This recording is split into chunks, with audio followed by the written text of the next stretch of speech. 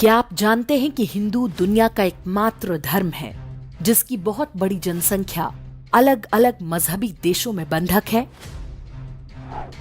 बांग्लादेश में 1,30,00,000 हिंदू बंधक हैं।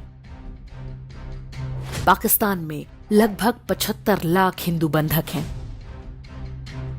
बाकी इस्लामी देशों को जोड़ लें तो ये संख्या कुछ लाख और बढ़ जाएगी। आप सोच रहे होंगे कि ऐसा कैसे संभव है? इतनी बड़ी जनसंख्या को कोई बंधक कैसे बना सकता है? बांग्लादेश में हिंदुओं का नरसंहार आक्रमणकारी मजहब की एक पुरानी रणनीति है।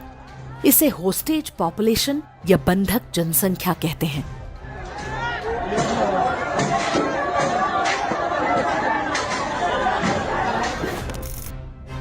विभाजन के समय जिन्ना से जब यह पूछा गया था कि जो मुसलमान भारत में ही रह गए उनके हितों की रक्षा कैसे होगी, क्योंकि वो तो शरिया पर चलेंगे, ना कि भारत के संविधान से। तब जिन्ना ने जो उत्तर दिया वो आपको पता होना चाहिए। जिन्ना ने कहा कि कुछ हिंदुओं को पाकिस्तान में बसने की छूट दी जाएगी, ये हमारे पास बंधक होंगे। पाकिस्तान ही नहीं, आज बांग्लादेश भी अपने यहां बचे कुचे हिंदुओं को भारत की कमजोर नस की तरह दबाता रहता है। वो बांग्लादेश जिसे स्वतंत्रता ही भारत ने दिलाई थी, तब इंदिरा गांधी ने उसे वापस अपनी धरती में मिलाने के बजाय प्लेट में सजाकर सौंप दिया था ताकि उसे दारुल इस्लाम बनाया जा सके। अब आप सोच रहे होंगे कि भारत में भी तो लगभग 30 करोड़ शांति दूत रहते हैं, क्या उन पर भी वही होस्टेज पॉपुलेशन नीति का प्रयोग नहीं हो सकता? क्या भारत की कोई सरकार कभी पाकिस्तान या बांग्लादेश से ये कहने की हिम्मत नहीं दिखा सकती कि उन्होंने हिंदुओं पर अत्याचार किए तो भारत में उनके लोग भी सुरक्षित नहीं रहेंगे?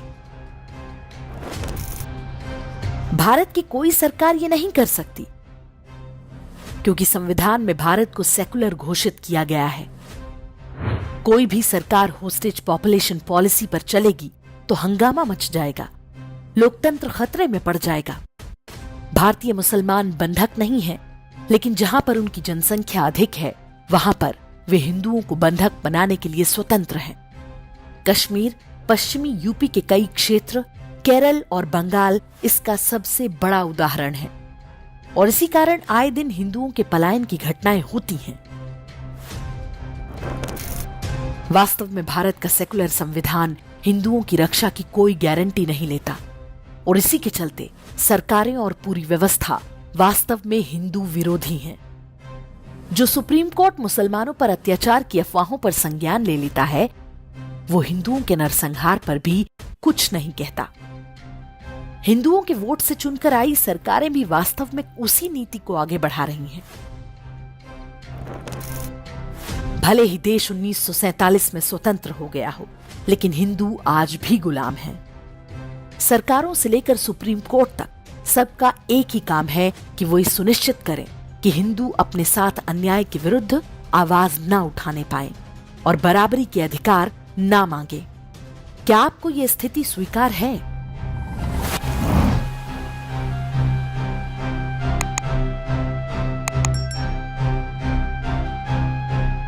इंडेक्स ऑनलाइन के वीडियो समाज को समर्पित हैं।